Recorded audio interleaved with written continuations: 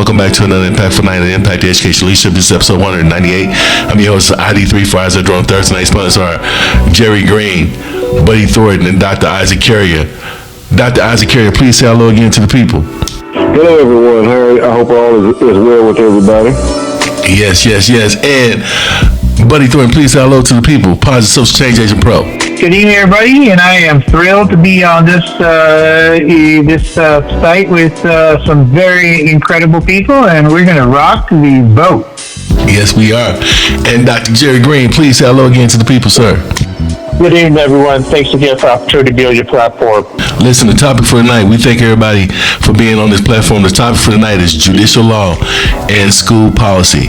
In the 14th Amendment landmark case, Brown versus Board of Education, the court concluded that separate educational facilities are inherently unequal. The court noted that education is the most essential function of state and local governments and the foundation of good citizenship. Education includes intangible considerations such as the ability to study, to engage in discussions with other students, and in general to learn a profession. To separate students based on race creates a feeling of inferiority as to their status in the community that may affect their hearts and minds in a way like none other, unlikely to ever be undone. Therefore, the court concluded that the doctrine of separate but equal has no place in public education. School leaders are accountable for upholding the education system's policies and procedures to protect our students. They must have high-level management abilities, the ability to connect with students, and a versatile communication of skills to be effective for today. The panel is open.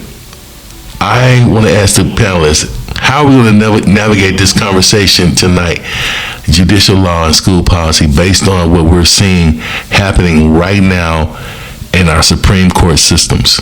The panel's open. Who wants to take that first? I think I'll jump in and set the bar. I've been saying for quite a while now, since about 4 or 5 years ago when they started allowing public education money to be diverted to private schools and quote-unquote choice schools, that the majority white population has looked for decades to find a way to get separate but equal back into play. And at no point in that entire time since I grew up in the 60s and I've lived through every different phase of this conversation, has there ever been a situation where it was already equal in the first place. But now they have found a way to flip the script and say, well, we're going to give everybody an equal opportunity to have access to money and the choice, school of their choice, when they know inherently that there is not an equal starting line for boots on the ground ability to get people to the schools of their choice. So they're abandoning people who are of less means to have to deal with a shrinking budget in the public schools, which means there is going to be a continuous negative drought.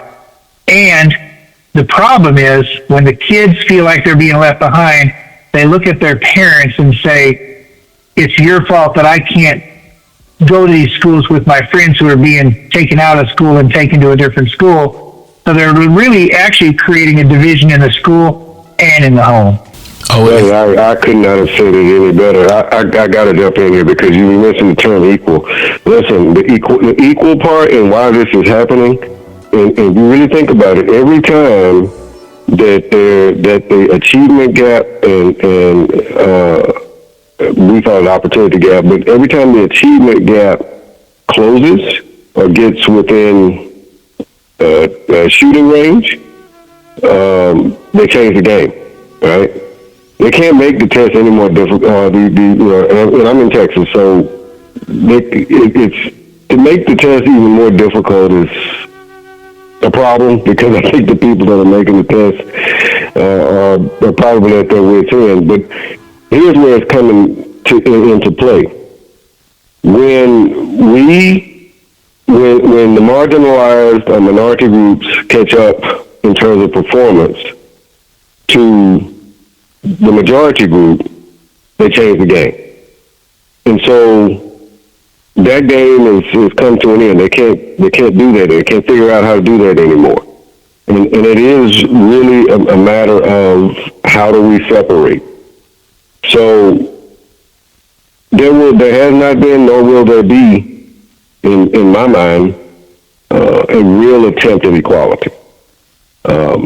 And what you just said is the perfect example of that. I've only lived in 3 of the decades that you mentioned, and when I think back over that time, that's exactly what I've seen. Oh, that's good. Both. That was good. Let me give you a different perspective, or something that's going on. Absolutely. Here in the state of Oklahoma, but in the city of Tulsa.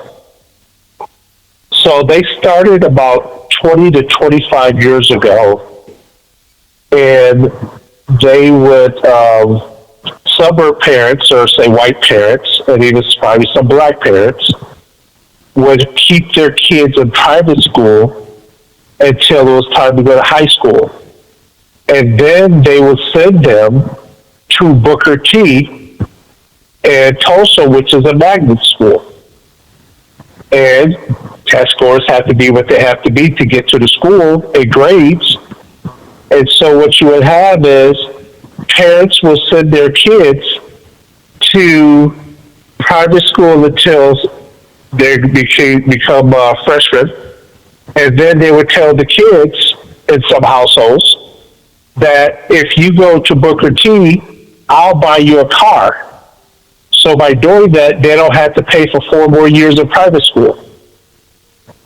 So now you have kids who grew up in the community, because Booker T's in the community, who can't go to the school right there in their community. They're being bused or shipped across town because kids have found out in families how to use a system to cut their costs of going to school, but to go to a better school because it's magnet. And I was there for a friend's induction into the Hall of Fame, and you will see that kids, when they leave, they're getting right to the freeway and then hit the freeway going home. So these families many times are not spending any money in the community. So they come in and get the resource of the school and then leaving. So I see it the same way what you're talking about, buddy, whereas reverse, these kids have access to drive into the city, versus if with the vouchers, kids don't have access or opportunity which to drive outside the community. And if you're only getting $7,000-$8,000 with a voucher, that's still not going to pay for private schools in most states anyway. So it's not an equal playing field, because the dollars are not even equal in the cost of the school. So what happens is it's just going to reimburse some of the monies that families are already paying for private school. And I'll land the plane on that. Oh, that was a good land, and that was a smooth landing, by the way. So, but he talked about separately equal and school choices, and the majority or the white population, and some of the conceptions, right, and perceptions. And then Dr. Carrier, he spoke about the achievement gaps and how they fluctuate, and how they're being modified as far as support systems are being modified based off how those achievement gaps fluctuate. And then Jerry Green landed the plane with a level or equal playing field. And when all 3 of you panelists spoke, I kept thinking about Bill of Rights. I kept thinking about those individual rights. I believe James Madison is one of the main writers of the Bill of Rights. And I'm speaking about Bill of Rights because currently we have been seeing the amendments, because I believe when James Madison started making changes to the Constitution, he started writing amendments to make those changes. I think he did about 17 amendments, right? With that being said, moving forward in the future, and this is the panel is still open. My question is, what other amendments do you foresee being modified or being changed based off of the direction that this nation, I'm talking about the United States, based off the direction that this nation is headed right now with the Supreme Court? The panel's open. Who wants to take that first?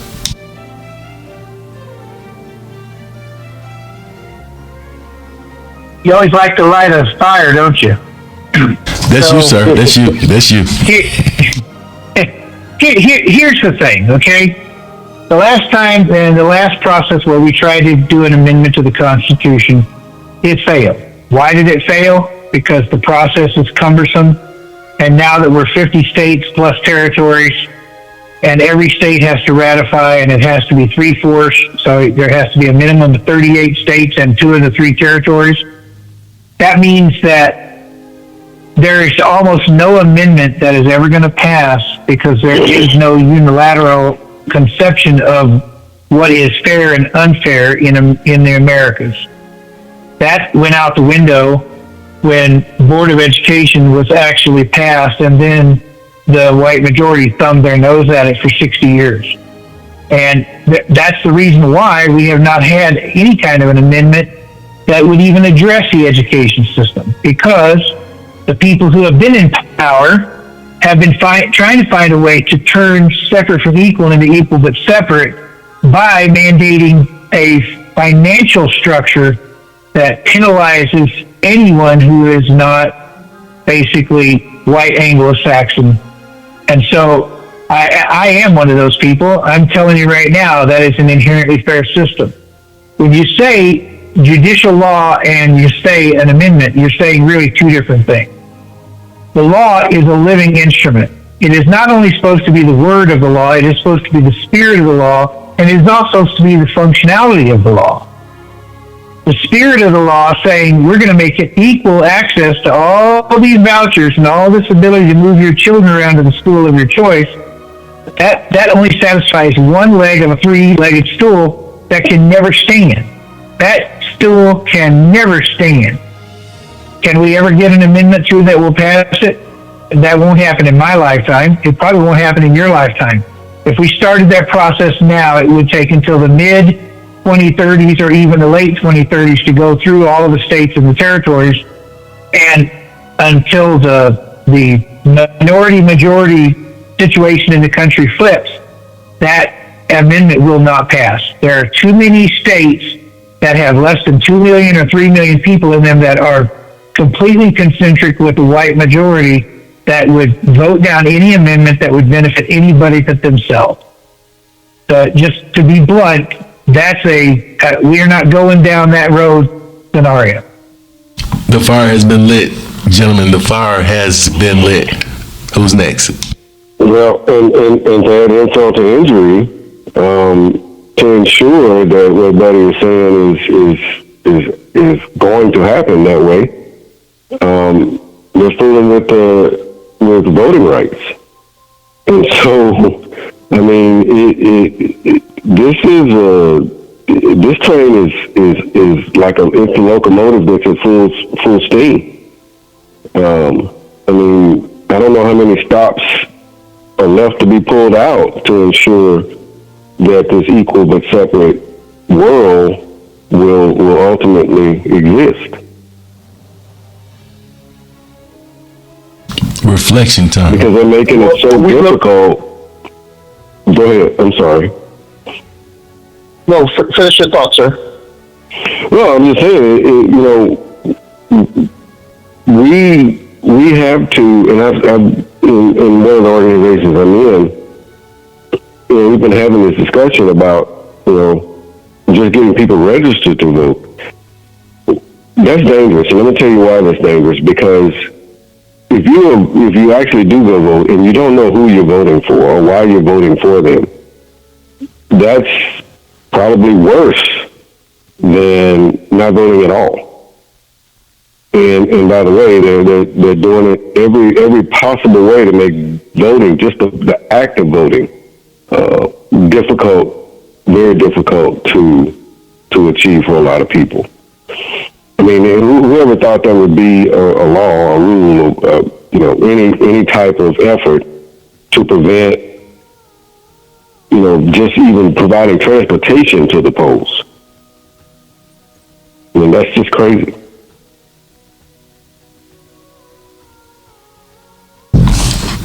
Yes, registration and education of voting has to be a marriage. To do one, to register and not educate is very dangerous. What I see what's going on in this country, if the election goes one direction, we're looking at apartheid here in the United States.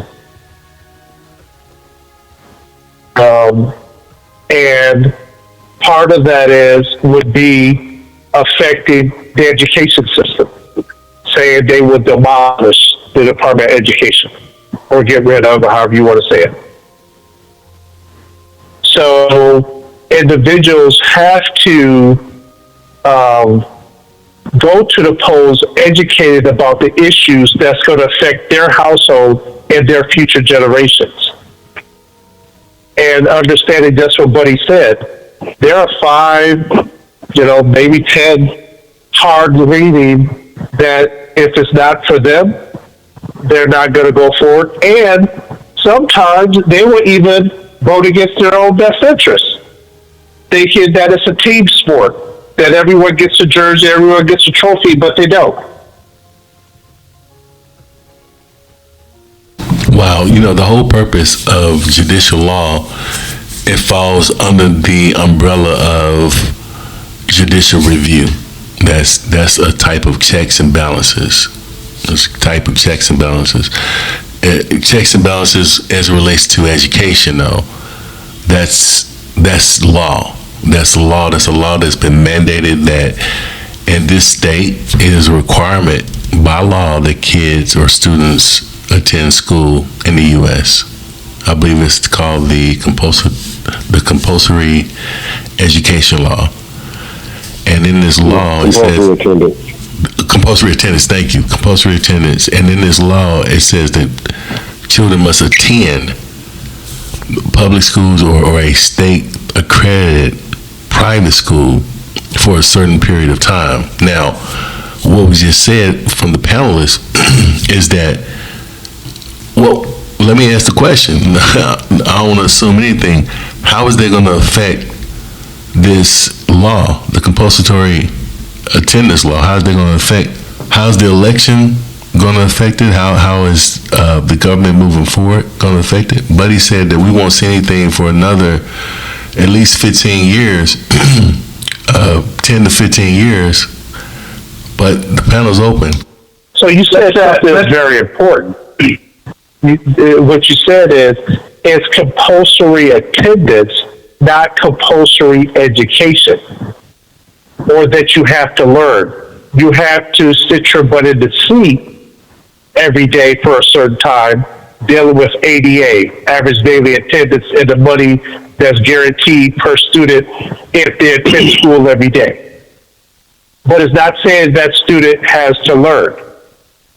So what we have now is districts, many of them, and in the work we do, it's more important for the student to come to school, but now we're asking how they're getting an education, and they're not.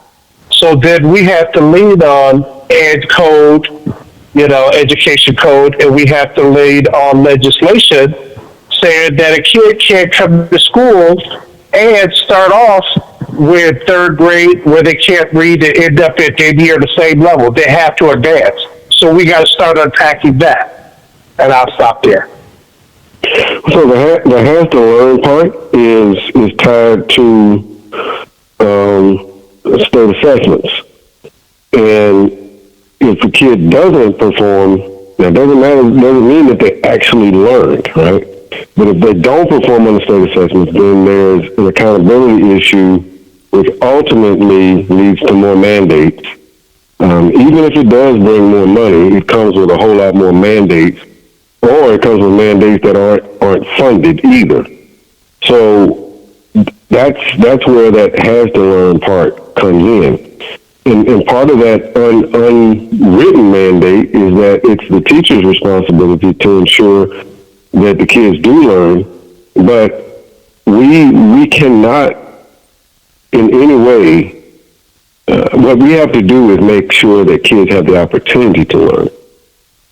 Whether they actually learn or not is really beyond anybody's control. It truly becomes a matter of, is the child motivated to learn? And when you bring up kids that as early as third grade are experiencing major academic frustrations, they quickly become disenfranchised and don't care to even try to learn in many cases.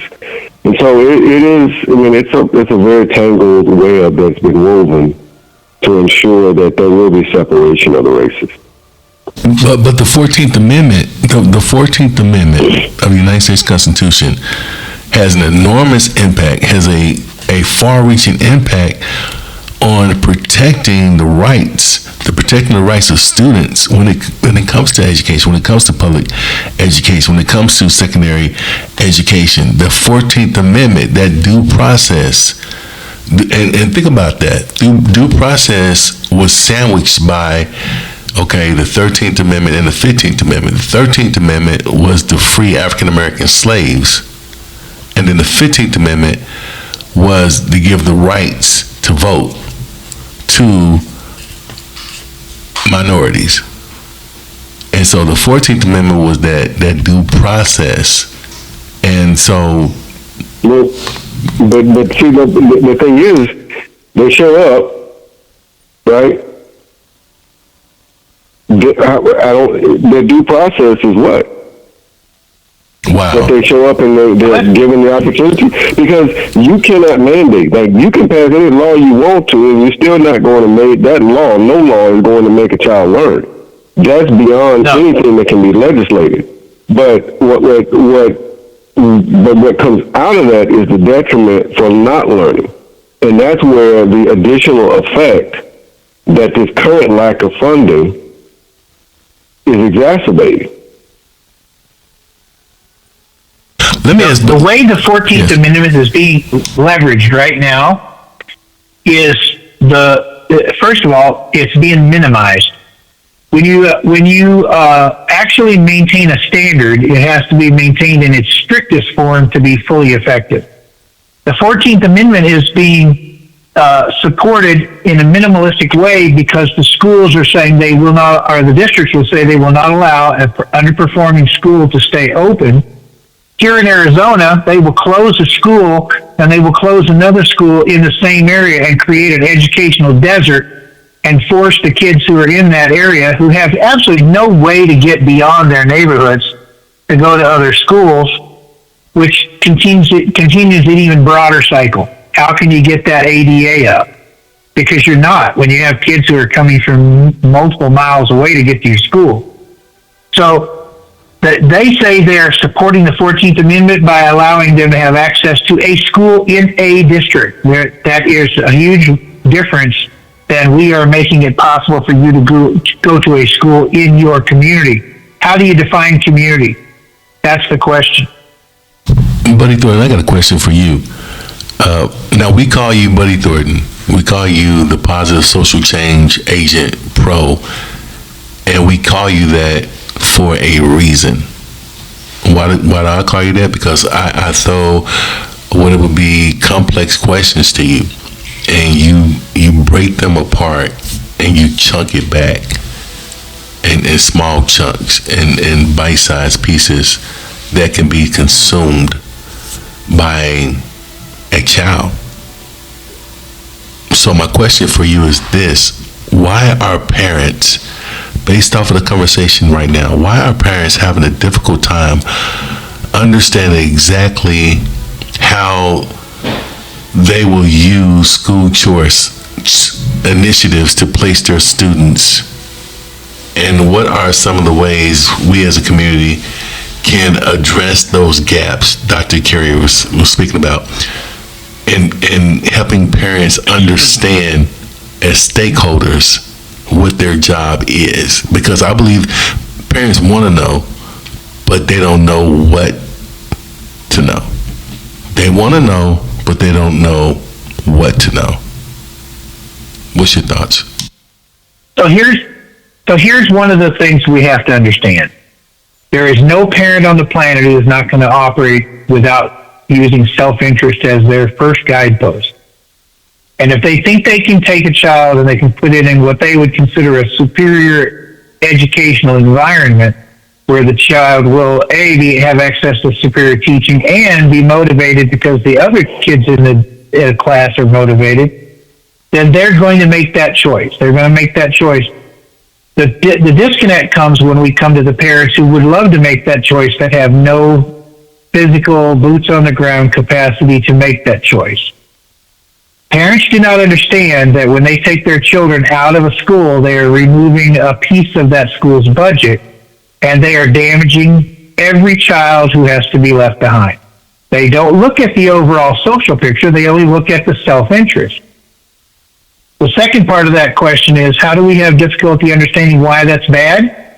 Because they can't look 10 or 15 years down the road because no one's telling them what you're doing is you're increasing unemployment, you're increasing the knowledge gap, you're creating another entire generation who's going to be in a inferior socioeconomic class, and so you're increasing the need for the government to support people that you basically took their education from.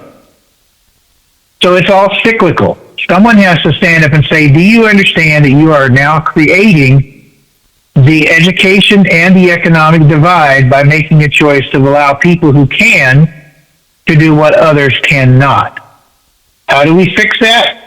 We have to have people who are willing to stand up and say those exact words in school board meetings, and vote for people who are willing to understand that their decision to increase the voucher system is a short path to success and a long path to ultimate failure.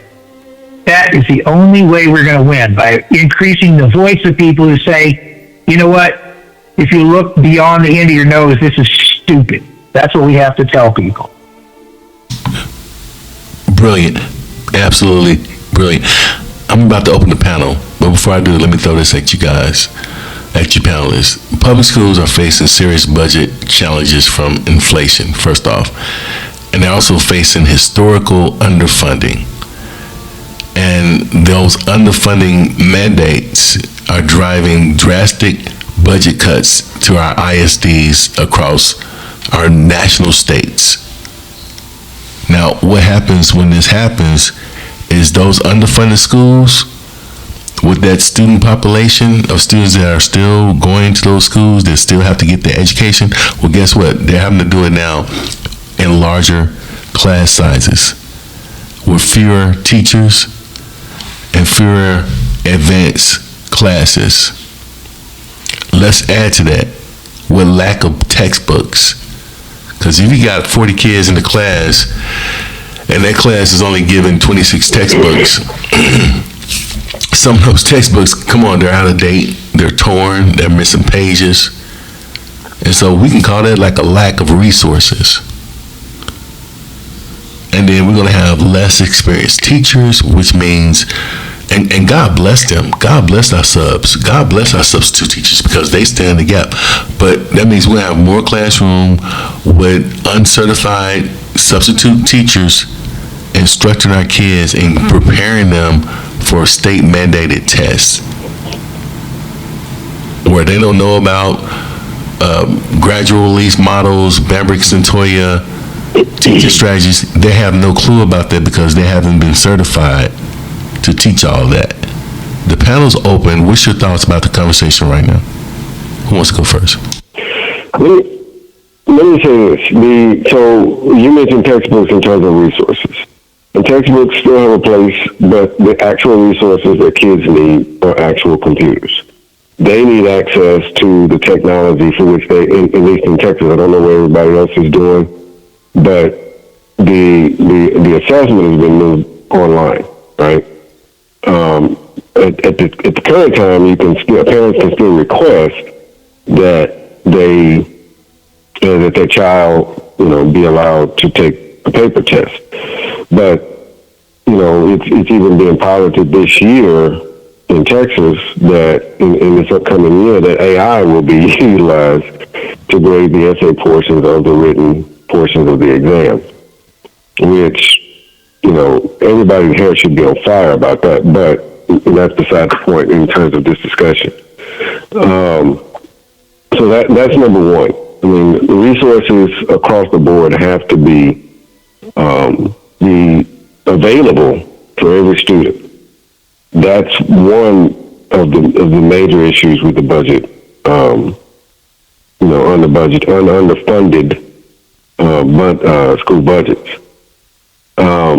You said a lot, and I was thinking the whole time, and I'm trying to recall because there was 2 points I wanted to make with that. I'll have to come back to it, but in terms of well, I'm talking about budget. I'm talking about structure. Here it is. Okay, talk about it. So the underfunding from you mentioned substitute teachers, where there's it's so easy, which is kind of a good thing, I guess, because you will have a warm body in every classroom, but you've got a growing number of uncertified teachers that are serving as full-time teachers as teachers of record, essentially full-time paid subs with benefits and everything. And then they give them, this what seems to be a sufficient amount of time for them to actually gain the certification that they need to be able to continue on in the classroom. But they also have this thing with public schools that are very similar to the charter schools and the private schools, where they call a district of innovation. And so they'll come up with some innovative title for this course or that course, for which there is no mandated certification, and then allow the core curriculum to be taught through those courses as well. And that's just some of the things that schools and school districts are doing to try to minimize the negative effect of not having a fully certified. And let me make sure I say this: certification does not equal qualification. Okay, certification does not equal qualification. Just because you have the certification does not mean that you are fully qualified to stand before our children and ensure their educational success. And so the system is crumbling right before our eyes, and it's as if we're in a trance. Because instead of addressing the real problem, which are the people that are making these decisions, we just keep finding ways to try to circumvent the situations that we find ourselves in. And we do that for the very best reason, and that reason is, for our kids. But they're suffering, and they're going to continue to, as long as funding is being held hostage for, mandates beyond, such as what we've been speaking about, not only tonight, but in the last week.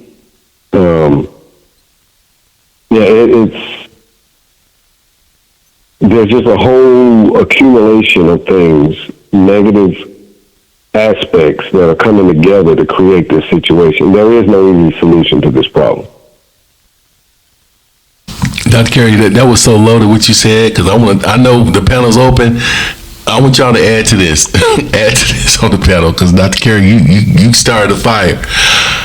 I want to know why, in the crumbling of the school system, why we're still building these new state-of-the-art schools when we can't even afford to give students resources. I know effective settings is just as important as effective practices, but if you go and spend $90 to $150 million on the school based off of the school budget. How is that helping those students? The panel's open. I had to throw that in there. Dr. Carey, you started this.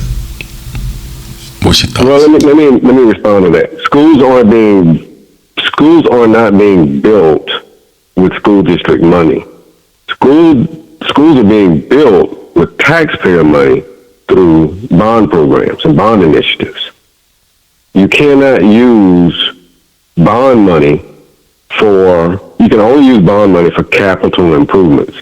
You can't use it for things such as salaries and you can't use it, and it's very limited on even the other physical, tangible resources in a building, such as textbooks or computers or things like that, depending on what the school's purpose is. So if it's a school of technology, then perhaps with some very creative wording, you would be able to utilize that. But schools, the actual physical plant is being built with taxpayer money through bond initiatives. And so that really has no effect on the school budget. Now what happens is, as you get more kids in those schools, and those schools do get into operation, well, that's when school budgets come into play. And the majority of, well, I won't say a majority, but a lot of the money comes from the tax base and the ADA. So if the fewer kids you have, the less money you're going to get in funding. And you're already not getting the funding that you should be getting anyway.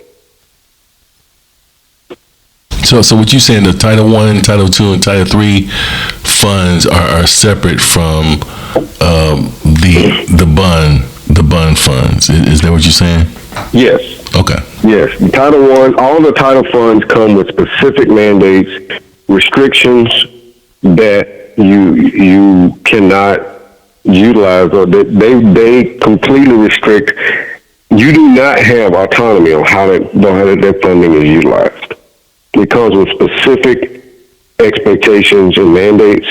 And of course, title funding, earlier somebody mentioned that it's the local and state's responsibility, right, to ensure education. Well, title funds come from the government, from the federal level. And the only say-so that the federal level has in any school system is always tied to money. If you want this money, then this is what you have to do. Let me go to Jerry Green. Dr. Jerry Green, you are the student advocate. Matter of fact, let me ask you a question. How did you become the Black student advocate?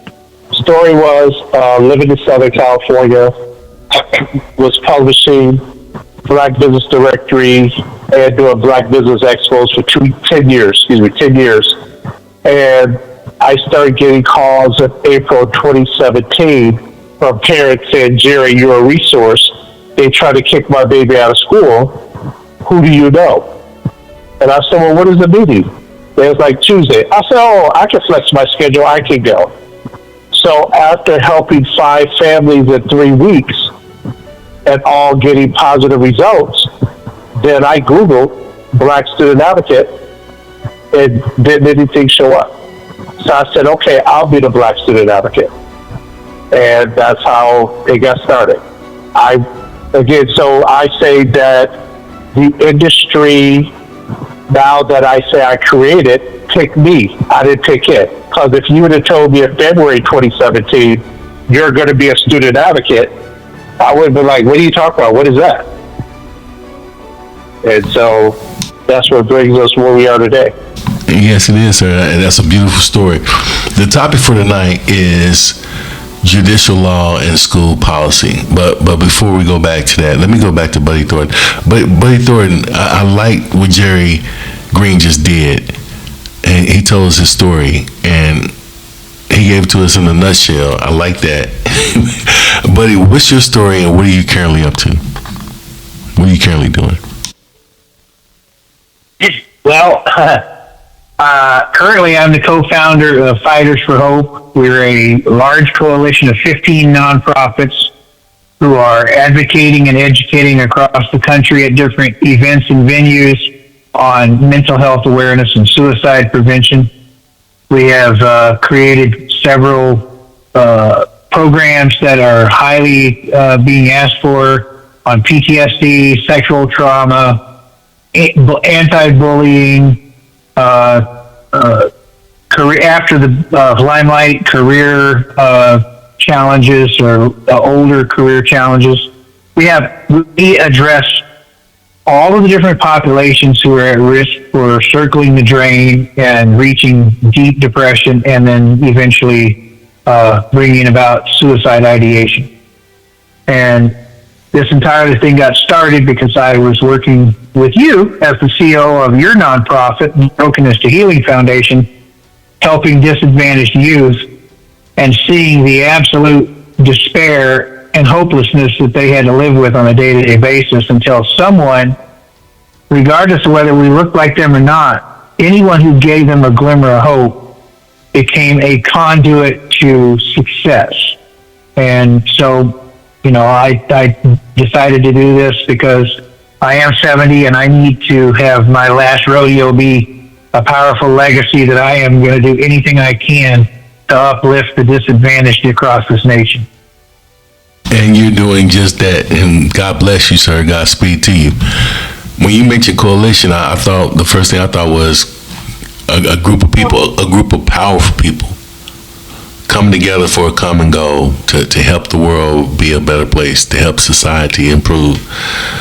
And laws in this country have been made to help make that successful. Now the question is, are they being utilized to their fullest potential? Jerry Green, question for you. Now, applying the Equal Protection Clause of the 14th Amendment to the public school setting mandates. We've been talking about it all night. That all children have the right to free public education. This is something that came about before I was even born. This question was back in the 50s. Why is this question resurfacing? Why are we talking about why are we talking about this again? How did this come up again? Why is this question about educational institutions? Why is this a point of conversation? Why is this a serious? Why is this a crisis again? Because it's a crisis. That's my question, sir. Because we're talking about money. Because we're talking about competing. So the thing is this, is many times individuals don't have problems unless you're ready to compete. As long as you're at the at junior high, you're a good player. But now all of a sudden you want to play varsity and take my position, we have a problem. And that's what it's about. So understand, if you start now unleveling the education pool and getting qualified candidates from all walks of life, then I can now just pick my brother's son. I can just pick my friend's son. Because now I have a lesser pool of candidates to pick from. And also you look at, I'll give you an example, when my freshman through junior year, grew up in Michigan. So our high school, when the wintertime, we had to wear coats, and we had to sit on the old furnaces.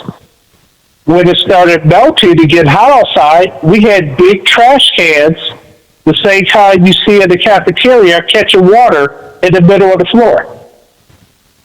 So now how can we really compete and talk about competing with someone who is going to private school or anything like that when we just have the basics trying to stay warm? We can't listen to the teacher. We don't have the basics of just trying to survive in that environment. So if you level the playing field where all students have access then you could see that most individuals then can compete at the highest level with the best in the country, and if not the world. So that's why it's a battle of money and resources and creating and building generational wealth. And it's about keeping the haves to have more and the less to have none.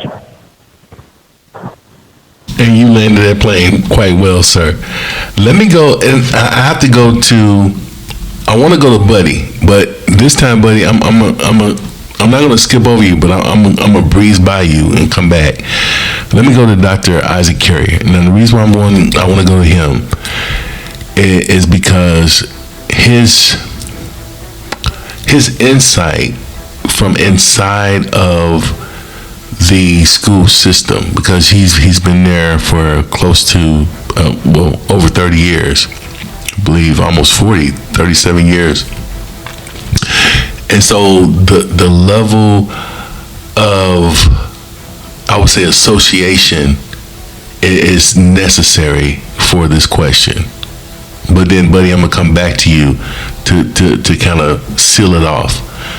But Dr. Isaac Carrier, my question to you is, what are the top 3 to 5 challenges? Because I know that's a lot. It's a loaded question that school leaders will face in the 2024 to 2025 school year. Now, I'm talking all the way from superintendents all the way down to instructional leaders. What are some of the challenges they need to expect to face going into this next school year when overseeing the district? They don't have. Come on, programs, organizations. Come on, talk about it, please. So they don't even have to expect it. They're experiencing it. They've been experiencing it. We've been talking about it tonight. The number one issue is funding, and because that affects everything.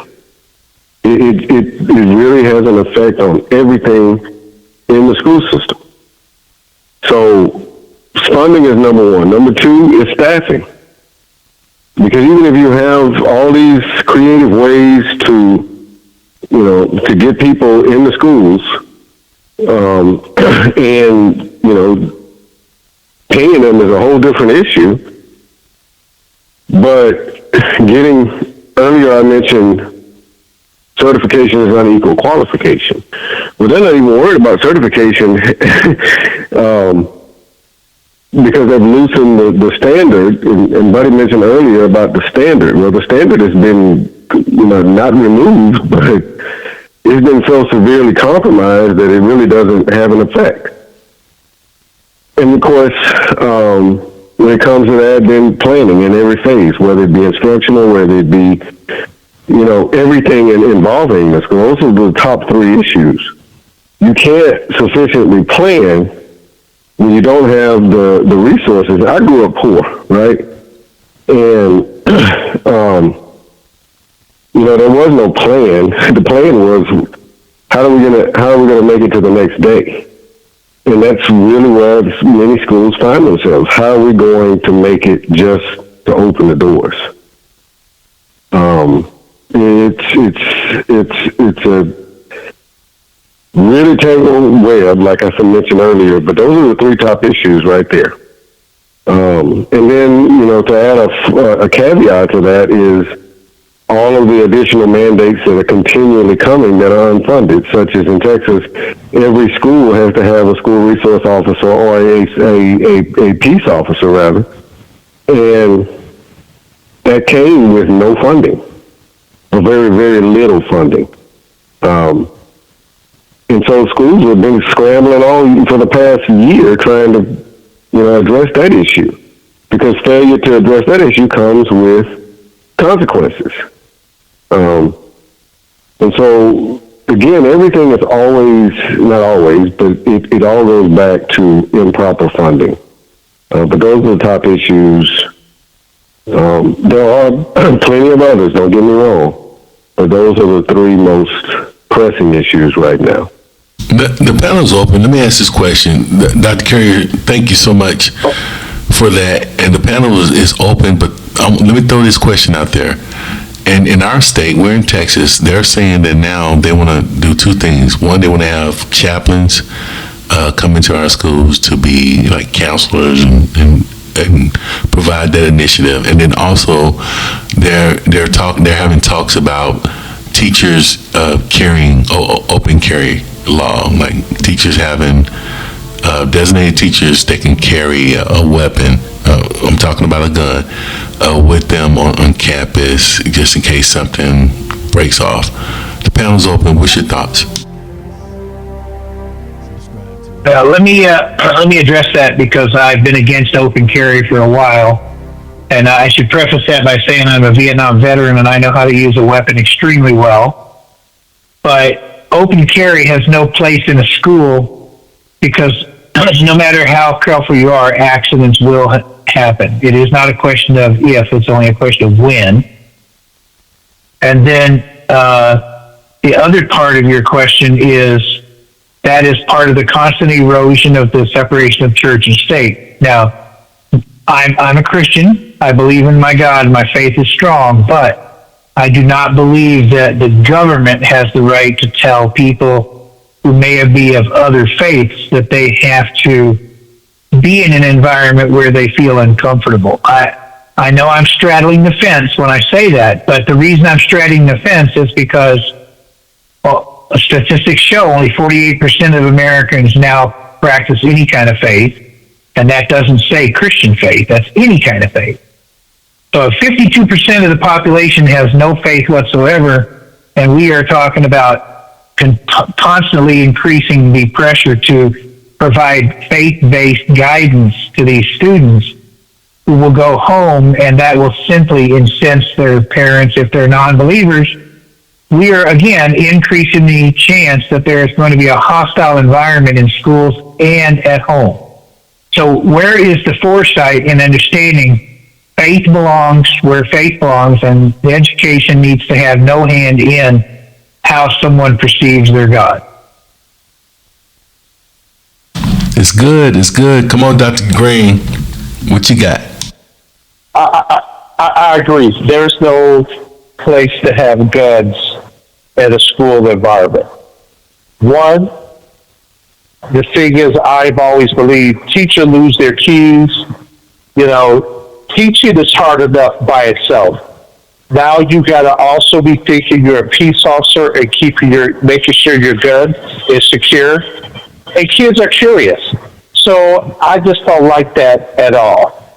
Again, more than anything, we need to make the environment safe for students, and how we do that is wide open. There's so many different things, but giving teachers guns when you're already dealing with, like Dr. Carrier said, funding, staffing, planning, all that right there is stress already on the teacher.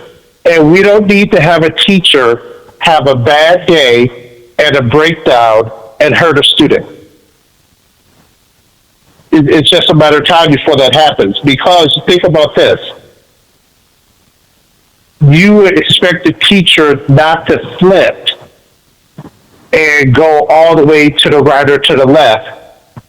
But we have teachers across the country who are continuing to break the professional line of having sex and touching babies. So it's just too much. It's just too much. I would not trust a teacher or trust my baby going to a school and you have a teacher right there with a gun. No. Ooh, this is good. This is hot. This is hot. Dr. Carey, what's your thoughts?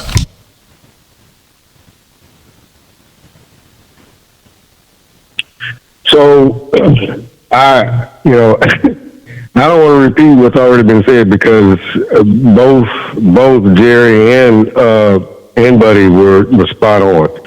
What I will say is there is no place for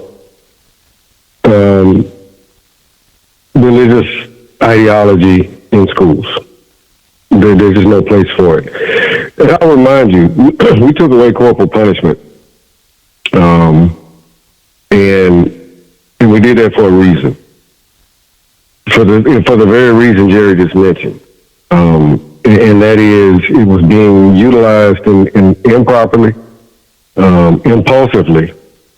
And that's just not the place of a teacher. And that's saying a lot coming from somebody who grew up during a time where corporal punishment was utilized.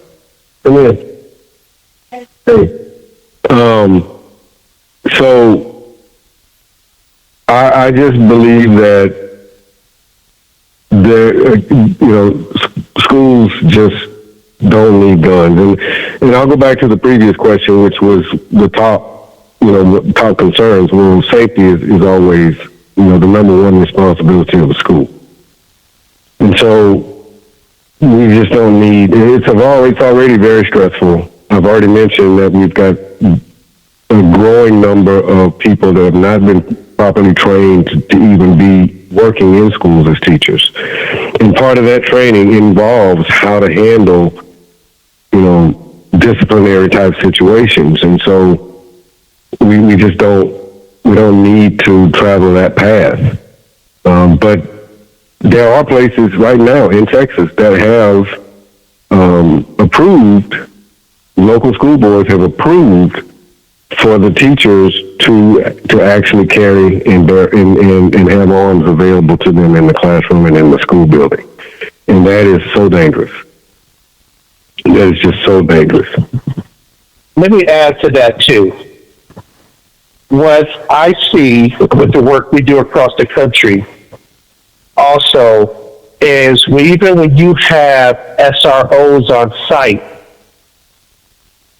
staff administrators don't do their job with ed code. They call in an SRO to be the bulldog, and once you bring an SRO into a situation, it doesn't cross back over to be an education code. It's a penal code, hence the preschool to prison pipeline. And so I think that's a horrible, because also with that, now we don't want other teachers to be calling in Mr. Green because he has a gun on to be the heavy hand when they're not doing their job. Listen, we out of time. Will y'all come back to the podcast, because you guys are dangerous. Well, what are the takeaways for tonight? Who wants to go first? Let me jump in right quick. When I was first going to school and my older siblings were in high school, we had an assistant principal that I would use his nickname was Bird Dog. And in the 60s, the haircuts obviously were quite short, and if a kid came to school and his hair was out of code, other kids would literally drag the kid down into the basement where they had a barber chair installed, and Bird Dog would cut their hair. And in the late 60s, there was a Supreme Court case. One of the parents took it all the way to the Supreme Court, and the decision was made that was improper. It could not be done. That was the beginning of the shift to the liberal left, and a lot of allowance. And of course, we know how hairstyles went in the 70s, 80s, and 90s. Now we come to today, and we literally have kids who have culturally relevant hair who are being told they have to cut it to participate in sports. They have to cut it or change it to participate in school. And the shift back to the conservative right is right back where Bird Dog was in the 60s, which just amplifies what I said about board versus education and separate but equal, now becoming equal but separate. It is a cyclical world. We have to understand it's cyclical. And to be perfectly honest, at this point in the cycle, it's pretty sickening as well. And I'll wait for the next podcast when I get to share time with these two wonderful gentlemen. Well said, sir. Well said. Who's next?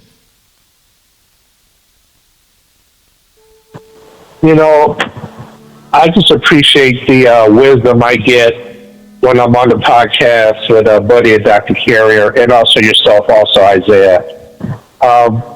It just shows that we still have a lot of work to do to make sure the end result is that we're helping the babies from whatever neighborhood or whatever community to give them a fair shot to become productive citizens and to compete at the highest level, globally and nationally, when opportunity presents itself.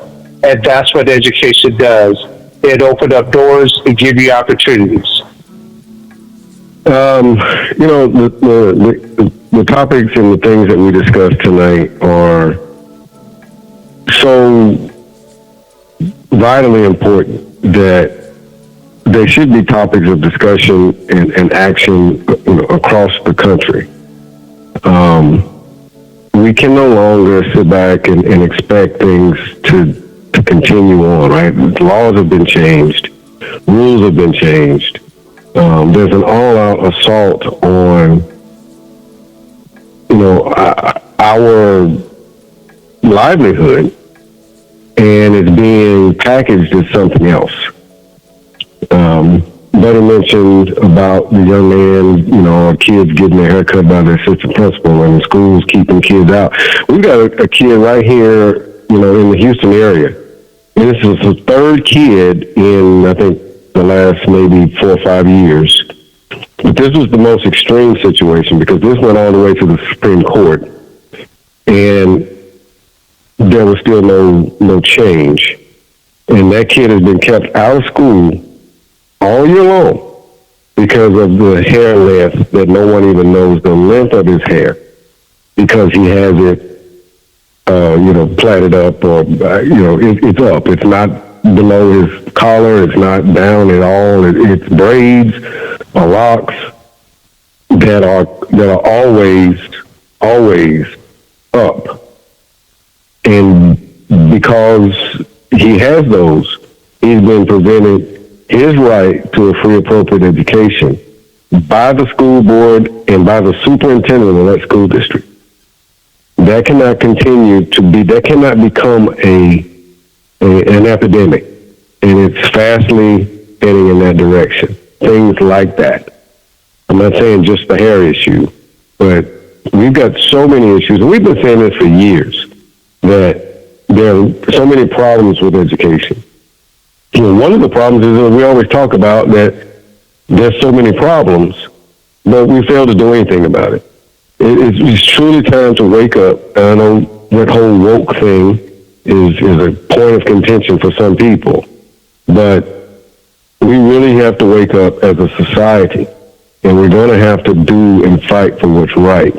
And I'm going to tell you, earlier, a minute ago, I just said that there's no place for religion in schools, but I have to retract and backstep and say this. The rules that we should all live by are written in the Bible, and we're not following those rules.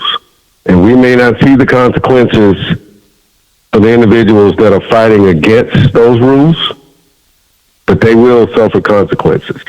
And that's a real reality. And it's time that's part of the conversation as well. If we're going to do that, then let's talk about it all. And let's address it all. Because right is right, wrong is wrong, all day, every day, and twice on Sunday. I want to say this as well. I want to thank you, Isaiah, for this opportunity to continue to have these discussions. And I certainly, every time I leave this, I leave this enlightened by Buddy and Jerry and the other panelists that I've been on with. This is refreshing for me because it gives me, as a 30-year educator, hope that we're going to make progress. Impact of Educational Leadership Podcast.